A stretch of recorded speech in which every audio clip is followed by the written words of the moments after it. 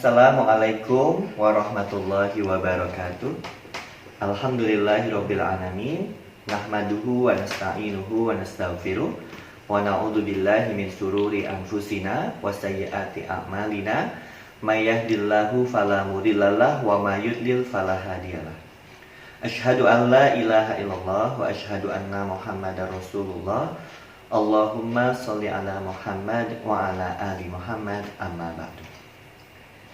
Hadirin, hadirat yang dimuliakan oleh Allah, alhamdulillahirabbil alamin, kita telah memasuki bulan Ramadan, bulan di mana Allah melipat gandakan segala amalan, bulan di mana seorang manusia diperintahkan untuk berpuasa selama 1 bulan lamanya.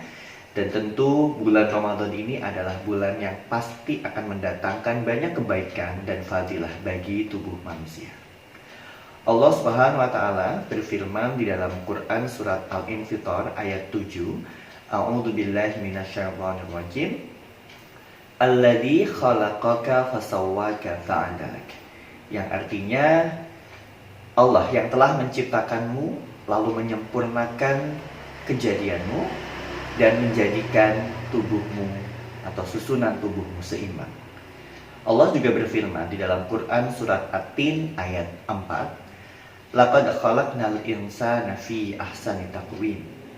Sungguh Allah telah menciptakan manusia dengan bentuk yang sebaik-baiknya.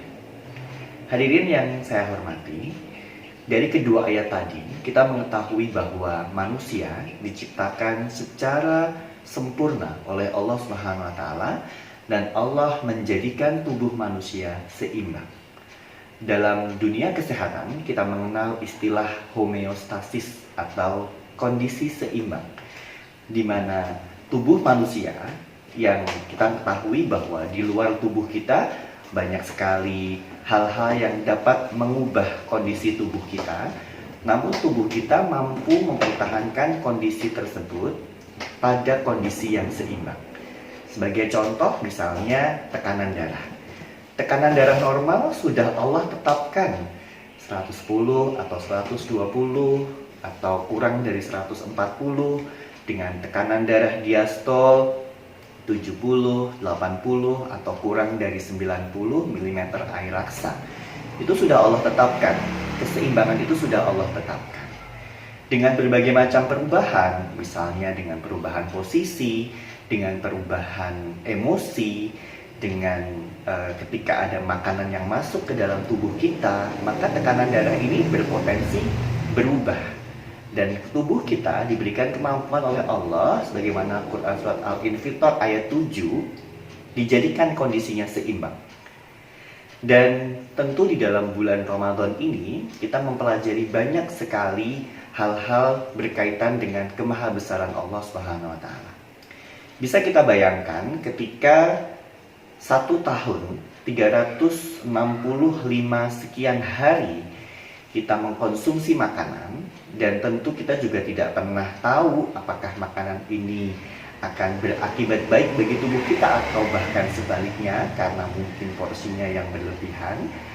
Bisa kita bayangkan ketika 1 kali 365 hari kita mengkonsumsi makanan, ada kalanya kita mengkonsumsi makanan secara berlebih, ada kalanya kita mengkonsumsi makanan dengan tidak berimbang. Bisa kita bayangkan apa yang terjadi di dalam tubuh kita. Pencernaan kita akan bekerja dengan sangat keras, dan pencernaan ini berpotensi untuk mengambil pasokan oksigen cukup banyak ketika sistem pencernaan kita bekerja. Padahal suatu kaidah keseimbangan di mana otak kita menerima 20% pasokan oksigen. Ketika pencernaan kita bekerja dengan sangat aktif setiap hari, setiap saat, maka akan berpotensi menyebabkan sabotase oksigen oleh sistem pencernaan. Sehingga oksigen yang menuju ke otak yang mestinya dipatok 20% akan mengalami penurunan. Sehingga ketika kita berlebihan dalam mengkonsumsi makanan, yang terjadi adalah mungkin kita akan merasa ngantuk karena pasokan oksigen berkurang, atau bisa jadi kita tidak bisa berkonsentrasi, ya, atau bahkan juga mungkin ada keluhan-keluhan berkaitan dengan kepala. Oleh karena itu, bulan Ramadan ini memberikan pelajaran berharga bagi kita bahwa Allah menurunkan syariat berpuasa kepada kita. Tentu di sana pasti akan ada fadilah untuk tubuh kita. Karena Allah yang menetapkan keseimbangan ini, Allah yang menetapkan ukuran-ukuran ini, dan kemudian Allah pula yang memeliharanya. Sehingga ketika kita berpuasa, insya Allah Allah akan memberikan kebaikan-kebaikan, Allah akan memberikan kesehatan kepada tubuh kita.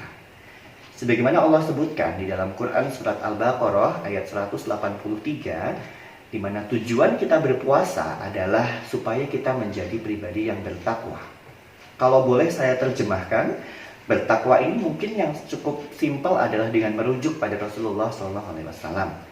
Di mana Rasulullah ini adalah pribadi yang mempunyai fisik yang baik, sehat, mempunyai jiwa yang sehat, dengan kesehatan spiritual yang sangat bagus dan sangat prima. Beliau terbebas dari dosa, beliau bersifat maksum, dan juga beliau mempunyai social engagement yang bagus dengan lingkungan di sekitarnya. Sehingga kalau kita berbicara tentang konsep takwa, tentu juga kita dapat hubungkan dengan kaidah kesehatan secara holistik, di mana seseorang yang dikatakan sehat holistik adalah orang yang fisiknya prima, spiritualnya baik, jiwanya baik, dan tentu social engagementnya juga bagus.